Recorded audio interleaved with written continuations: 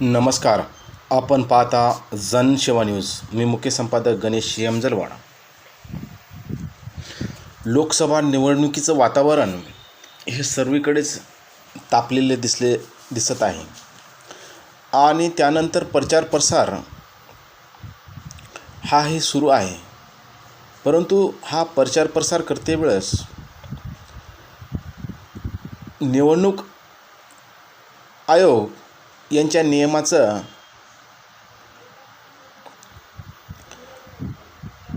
जे आहे त्या नियमानुसार खरंच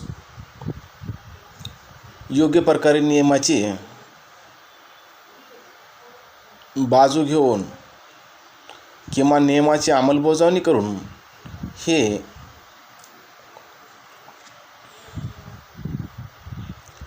उभा असलेले लोकप्रतिनिधी हे खरोखरच या नियमाचे अनुसरण कार्य करत आहे का, हा एक मोठा प्रश्न आहे.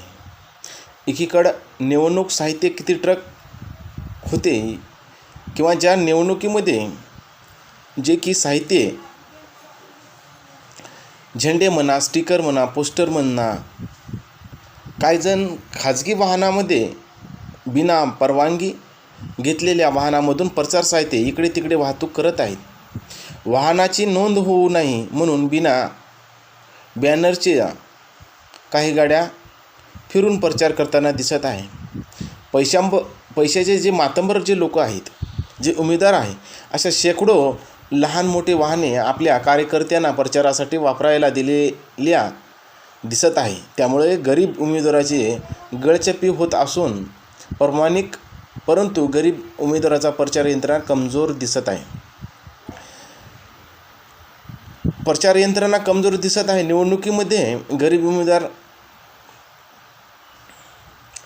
जो की भ्रष्टाचार नसल्यामुळे आणि त्याचा प्रामाणिकपणा असल्यामुळं खरोखरच हा पैसा कुठून आणावा किंवा प्रसार करण्यामध्ये तो खरोखर जास्त प्रमाणात पैसा लावत नाही. परंतु एकीकडे भराडे पैसा असणारे पक्ष हे गुपित प्रचार प्रसार हे बिना परवान्याच्या गाड्यामध्ये हे साहित्य वापरताना आपल्याला दिसत आहे. तर अशा वाहनावर निवडणूक आयोग काय कारवाई करेल याकडेही लक्ष राहील. परंतु ज्या गाड्या हे प्रचार प्रसारामध्ये फिरत आहे तर या गाड्या पकडण्यासाठी तपासणी मोहीम राबवली जावी आणि ही तपासणी मोहीम खरोखरच अशा ज्या गाड्या फिरत आहेत यांच्यावर आळा घालण्यासाठी काय कार्य करेल हे जनतेला पाहावयास मिळेल का, असा प्रश्न उपस्थित होतो. दुसरीकडे काही लोक टिप्पणी करत आहे, जसे की युतीच्या उमेदवाराला एकमतवर आलेल्या बातमीमध्ये युतीच्या उमेदवाराला मुस्लिमची गरज नाही असं कळमनुरीचे आमदार संतोष बांगर यांचे वक्तव्य केले. लोकसभेचे NDAचे उमेदवार शिंदे, शिवसेनेचे उमेदवार बाबूराव कदम कोळीकर यांच्या प्रचारात कार्यालयाचे वसमत इथे उद्घाटन झाले. या प्रसंगी शिंदे गटाने आमदार संतोष बांगर यांनी मुस्लिम मताची आम्हाला गरज नसल्याचे जाहीर सभेत सांगितले. त्यामुळे हिंगोली लोकसभातील शिंदे गटाचे व युतीचे उमेदवार बाबूराव कदम यांना मुस्लिमाच्या मताची गरज नसल्याने जाहीरपणे सांगितल्याने हिंगोली लोकसभेत मुस्लिम मतदार नाराज झाला असून शिंदे गटाच्या युतीच्या उमेदवाराविरुद्ध बोलताना दिसत असून निवडणूक आचारसंहितेच्या जातीच्या नावावर मते मागण्यात येणार नाहीत. वली संघटनेने आचारसंहितेचे उल्लंघन झाले असून यावर हिंगोली लोकसभा मतदारसंघाचे निवडणूक अधिकारी काय भूमिका घेतील याकडे सर्वांचे लक्ष आहे. दुसरीकडे जे हिंगोली मतदारसंघ आहे आणि त्या क्षेत्रामध्ये झालेले विधानसभाचे आमदार की ज्यानं आपला विजय मिळवला होता, जसे की विधानसभेमध्ये उमरखेड तालुक्यामध्ये भाजपचा उमेदवार जो नामदेवराव ससाने, मतदार केंद्र 342, त्यांना विजयासाठी 3,02,623 मते पडले होते आणि त्यांचा विजय झाला होता. किनवटमध्ये भारतीय जनता पार्टीचा उमेदवार भीमराव केराम साहेब यांना मतदान केंद्र 330, त्यांना वोटिंग पडले होते 2,65,723. त्यानंतर हदगाव काँग्रेस माधवराव जवळगाव, मतदार केंद्र 319, त्यांना 2,88,079 मते पडून त्यांचा विजय झाला होता. बसमतमधून राका पार्टी अजितदादा गट यांना मतदान केंद्र 327, 3,08,631 मतेनं त्यांचा विजय झाला होता. कळमनुरीमधून शिवसेना शिंदे गट संतोष बांगर यांना 345 मतदान केंद्र आणि 3,16,523 मते पडून विजय झाला. हिंगोलीमधून भाजपचे तानाजी मुटकुळे यांना मतदान केंद्र 343, 3,20,998 इतके मते पडले. परंतु हे मते जो यांचा आमदारकीमध्ये विजय झाल्याच्या नंतर खरोखरच ही मते इकडे ट्रान्सफर होईल का, हा एक मोठा प्रश्न आहे. आणि त्याच्यामुळं ही जी निवडणूक आहे हे वैचारिक धोरणाची आहे. खरोखरच न्यूज चॅनलच्या माध्यमातून, न्यूज लोकमतमध्ये, मेगा ओपनिंग पोलमध्ये इंडिया 1 नंबरवर दिसायला महाराष्ट्रामध्ये, वंचित आघाडी 2 नंबरवर दिसत आहे. त्याच्यामुळं खरोखरच चेंजेसपणा कुठंतरी वोटर करताना दिसेल का, हे आपल्याला नंतर सांगण्यात येईल. त्यानंतर राहुल गांधी जे की मोदीवर डायरेक्ट टीका करताना आपल्याला दिसत आहे, जे की एकीकडे मोदी सरकार ज्या 10 वर्षाच्या काळामध्ये त्यांनी आश्वासन दिले होतं की प्रत्येकाला रोजगार, 10 करोड़ नौजवान को रोजगार देंगे. झूठ बोला 30 लाख सरकारी पोस्ट से नौकरियां हैं. नरेंद्र मोदी जी ने उनको खाली रखा. हम 2 काम करने जा रहे हैं. पहला काम 30 लाख सरकारी रोजगार आपके हवाले करने जा रहे हैं. और दूसरा काम, करोड़ों लोगों के दिल में खुशी आएगी. जो ठेकेदारी प्रथा है, कॉन्ट्रैक्ट लेबर है, उसको हम पीएसयूज में और सरकार में खत्म करने जा रहे हैं. अब हिंदुस्तान में अगर कोई सरकार में काम करेगा तो वो कॉन्ट्रैक्ट से, ठेकेदारी से नहीं करेगा. उसे परमानेंट जॉब, परमानेंट जगह दी जाएगी, उसे पेंशन दी जाएगी और उसकी और उसके परिवार की रक्षा होगी. तर अशा प्रकारे एकीकडे त्या टिपाटिपणीला विरोध अशा प्रकारे हे दर्शवत आहे किंवा आपले कार्य जे आहे त्याप्रमाणे करत आहे. त्यानंतर महाविकास आघाडीचे संजय राऊत हे काय म्हणते ते पहा. आपल्याला अयोध्येचं राम मंदिर हवं असेल तर पुन्हा एकदा नरेंद्र मोदींशिवाय पर्याय नाही. आणि फक्त अयोध्येत राम मंदिर नको आहे. जर नरेंद्र मोदी पंतप्रधान झाले तर लाहोर आणि कराची मध्ये सुद्धा आम्ही त्याच पद्धतीनं राम मंदिर बांधू. पाकिस्तान फार काळ राहणार नाही. आता फक्त सर्जिकल स्ट्राईक झालाय. उद्या नरेंद्र मोदी जेव्हा पुन्हा पंतप्रधान होते तेव्हा पाकिस्तान जगाच्या नकाशावर राहणार नाही. अशा प्रकारचे गळंत नेतृत्व देशाला लाभलेलं आहे. आज देशामध्ये फक्त एकच गर्जना आहे, लोकांच्या मनामधली भावना आहे की आंधी नहीं तूफान है मोदी, आंधी नहीं तूफान है मोदी, हिंदुस्तान की जान है मोदी, हिंदुस्तान की जान है. तर अशा प्रकारे एकीकडं 10 वर्षाच्या काळामध्ये शिवसेनेचे संजय राऊत यांनी मोदीची तुलना अतिशय सुंदरपणाने केली. परंतु दुसरीकडे म्हणजे आता या वेळेस संजय राऊत मोदी साहेबावर टिप्पणी करताना आपल्याला प्रत्येक वेळेस दिसत आहेत.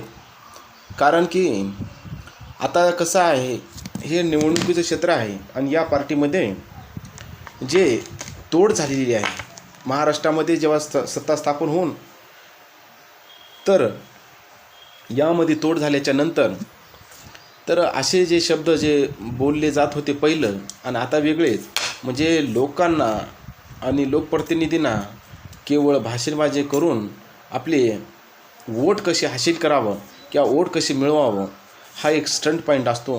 त्याच्यामुळं खरोखरच अशा ज्या बोलण्याकडे लक्ष न देता जनतेनं आपला जो लोकप्रतिनिधी आहे, जो उमेदवार आहे, तो खरोखरच ज्ञानमय आहे का, ज्ञानी आहे का, जो की थापा न मारणारा, टिपाटिपणी न करणारा किंवा कामाशी काम ठेवणारा असा योग्य उमेदवार आपल्याला पाहूनच वोट करावं लागेल.